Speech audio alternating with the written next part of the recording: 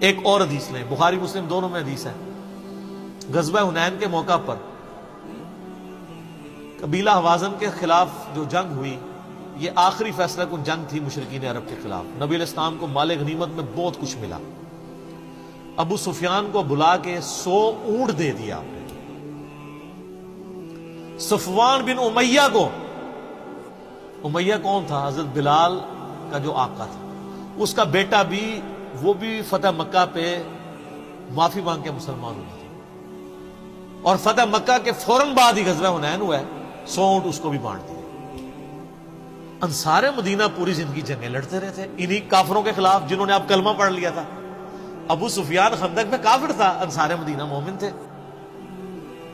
اچھا، اب انصار مدینہ آپس میں گفتگو کر رہے ہیں کہ ابھی تو جو مشرکین عرب کا خون ہے وہ بھی ہماری تلواروں سے ٹپک رہا ہے، اور اس شخص پہ اپنے قبیلے کی محبت غالب آ گئی ہے۔ کس پہ؟ نبی علیہ السلام پہ۔ سر یہ کفری جملہ ہے، سیدھا سیدھا ہے پیغمبر کے بارے میں۔ اور یہ دیکھو اب جب دینے کی باری آئی ہے تو ان لوگوں کو دے رہا ہے جن کے خلاف جنگیں لڑ لڑ کے ہم لوگوں نے، یعنی اللہ کے لیے جنگیں لڑی ہیں۔ آج جب مال غنیمت کی باری آئی ہے تو حالانکہ آپ علیہ السلام تو تالیف قلب کے لیے ایسا کر رہے تھے، تو ان کو دے رہا ہے۔ تو یہ بخاری مسلم دونوں میں حدیث ہے۔ نبی علیہ السلام کو اللہ تعالیٰ نے وحی کے ذریعے بتایا کہ اس طرح کچھ انصار کے لوگوں نے آپ کے بارے میں ایسی بات کی ہے۔ آپ نے ان کو بلوا لیا۔ اچھا، بلوا کے کوئی نیگیٹو ایٹیچیوڈ نہیں، سر یہ ہے، آپ ہوتے تو 295 سی لگا دیتے، سیدھے پوچھتے بھی نہ، چک دو۔ آپ فرمایا تم لوگوں نے ایسی بات کی ہے کہ یا رسول اللہ کی ہے۔ آپ علیہ السلام نے فرمایا کہ